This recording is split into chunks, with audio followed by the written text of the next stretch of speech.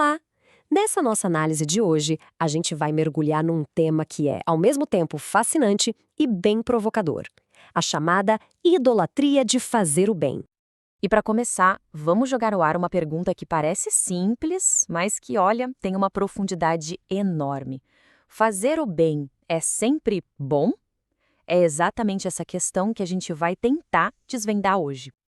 Então, vamos direto ao ponto. Nossa primeira parte aqui é sobre o ídolo das boas ações. Vamos entender como algo tão positivo como fazer o bem pode acabar tomando o lugar de Deus. Pensa bem, é um pensamento muito comum hoje em dia, não é? Aquela ideia de que se uma pessoa ajuda os outros, faz caridade, se envolve em causas sociais, pronto, ela já é, por definição, uma boa pessoa, está no caminho certo. É essa a premissa que a gente vai analisar um pouco mais a fundo. E aqui está a definição central do nosso papo. A idolatria do bem acontece exatamente quando o ato de fazer o bem vira o objetivo final. Ou seja, quando as nossas boas ações são guiadas pelo que nós achamos que é bom e não pela vontade divina. O bem vira o ídolo. Olha só que interessante essa comparação. De um lado, o padrão humano, que é bem direto. Eu faço coisas boas, então eu sou justo. Simples assim. Mas do outro lado, o padrão divino meio que inverte a lógica. Ele diz que a bondade de verdade não está só na ação, mas na origem dela. Um coração que foi transformado, um coração obediente. A diferença parece sutil, mas é gigantesca. Agora, na nossa segunda parte, a gente vai aprofundar um pouco mais essa ideia, falando sobre obediência versus sacrifício. O foco aqui é a motivação, o que está por trás da ação. E essa citação bíblica é praticamente a espinha dorsal de todo esse argumento.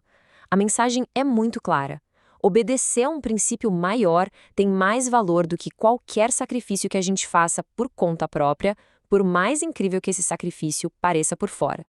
Então, um ponto crucial é este: o ato de fazer o bem pode ter dois destinos bem diferentes. Sem obediência a esse padrão divino, ele virá só um jeito de a gente se sentir bem, de se auto-justificar, virá vaidade. Mas quando ele nasce da obediência, aí sim, ele é visto como um fruto, uma consequência natural da fé. Isso muda tudo, não é? Desafia aquela ideia tão comum de que, eu não faço mal a ninguém, então tá tudo certo. A perspectiva aqui é outra. A moralidade não seria algo passivo, de só evitar o mal, mas sim algo ativo, buscar o bem que é definido por Deus. E essa outra passagem reforça essa conexão de uma forma muito forte. O amor se manifesta em obediência. Quer dizer, segundo essa visão, a maior prova de amor não são os grandes sacrifícios que a gente escolhe fazer, mas a simples e humilde obediência aos mandamentos. Ok, para deixar tudo isso um pouco mais concreto, vamos para a nossa terceira sessão, os contos de advertência, com alguns exemplos bem conhecidos de autojustiça. O primeiro exemplo é a história de Caim. Ele ofereceu algo bom a Deus, os frutos do trabalho dele. Qual foi o problema, então? Ele fez do jeito dele, seguindo o próprio critério, e não como havia sido instruído. E por isso a oferta dele foi rejeitada. Outro exemplo clássico, os fariseus. Eles eram mestres na arte de fazer o bem em público. Davam esmolas, jejuavam, oravam onde todo mundo podia ver. Por fora, eram a imagem da retidão. E aqui a coisa fica séria.